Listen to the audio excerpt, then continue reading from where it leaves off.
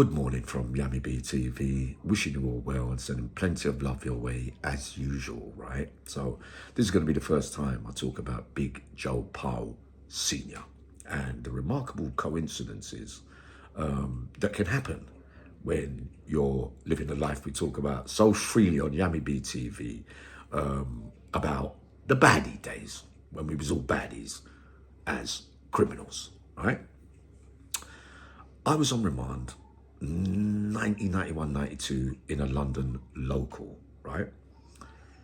On the landing with me at the time was 3 household names from my area, right? In Kilburn, right? Massive names. And one of them I was really close to growing up, but obviously I was a little bit younger and in a different game. So I'm sitting in the cell with them. They're going over their case because they're waiting to go on trial. They end up getting big, large sentences, right? 14s and all that at that time. Now, my mate's telling me that they got a co-defendant, right? Who'd already pleaded guilty at a Crown Court, right? And they were out at the time. So he'd already got nicked, pleaded guilty. What they did while they were out, they got a couple people to sit in the gallery in the courtroom to listen to what he's saying in the courtroom. He pleads guilty and calls my mate's name 96 times. So what does that do now? They're all outside, the rest of them, thinking, are we going to get nicked or blah?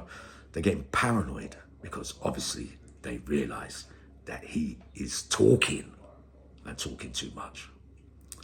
So there is a big South London storage house in 2 parts of South London. One Wimbledon, one Battersea, right? I'm not going to say which one at this stage. They had 60 grand in one of those units. So whilst they were getting paranoid, my mate says, look, he's talking, mate. We've got to move the money because he knows where we got a storage and all that. So they go down there. When they get down there, they go into the garage, but they're fiddling because there are a few strangers about. And my mate says to his mate, they're Bill. They're all over us. Oh, no. Right, so they're looking, whatever, nothing's being said. They get to move the money into another unit, just in case, right? So they get it moved.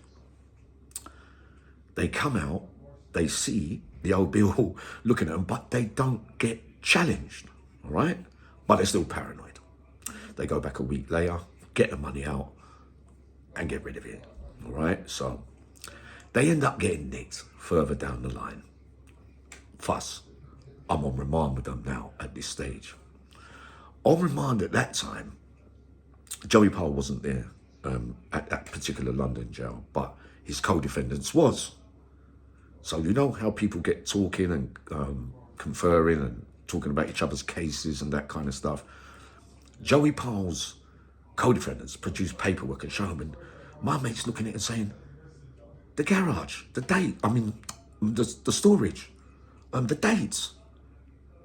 What they were saying in Joey Pyle's statements, the co-defendant statements, was that on the day that my mate went to move the money into another unit thinking that the police were watching them, they were watching Joey Pyle's lot at the same time. That's why the police were thinking, who are these two?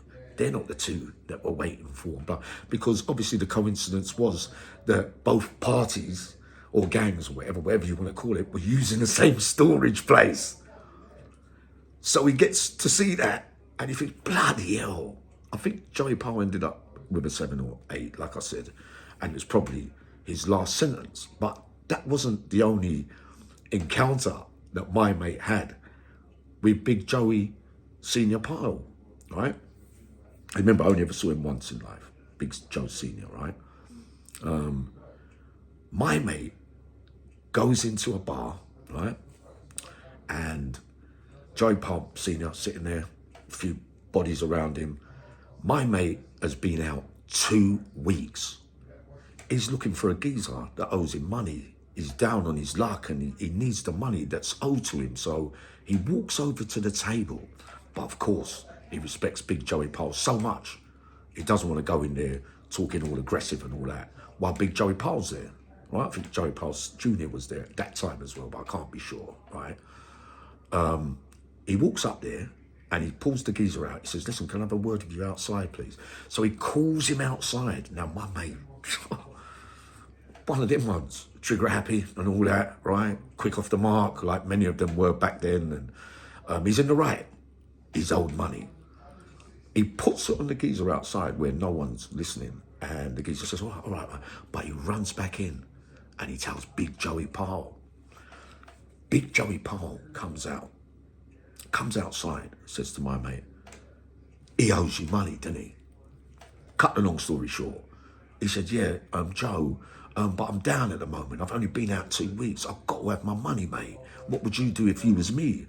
And Joey Pyle went, leave it to me. I'll sort it out. If he owes ya, he owes ya. There's no if or buts about that. And he's just admitted that he owes ya. I don't want to hear nothing else and all that. He goes, all right, Joe. And they shook hands and he went. And Joey Pyle, Big Joey Pyle Sr., sorted it out.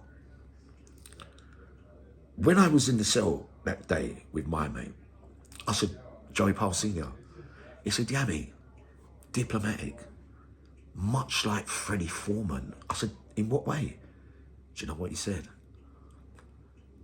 Like Freddyforman, he'll talk to a road sweeper and a multi-millionaire the same way. They're not impressed by bollocks and people pretending and acting. All they ever wanted to do was fly straight in that game, right? I went like that. You know how much I love Freddyforman, right? And Joey Pyle, he put them both together with the same similar characters. The other thing during my lifetime of prison, right? There's only 5 in London that I've never heard a bad word said about them. And we mentioned 5, we know who they are, in London, right? But yeah, I thought I'd tell you that. And the reason why I remember this story this morning is because, rest in peace, Joey Pyle Sr., respect to Joey Pyle Jr., is that their granddaughter and daughter, Honey Pyle's Crime Don't Pay, has just opened up her new podcast on YouTube, right? So to let you know, when I finish my recovery time down here, I ain't had a full night's sleep in nearly 2 weeks, right? That will probably be the first or second interview that I do. I will be going on her show, the lovely angel Honey, right? Lovely girl, got pure good presenting skills already, right? But she's just starting, right?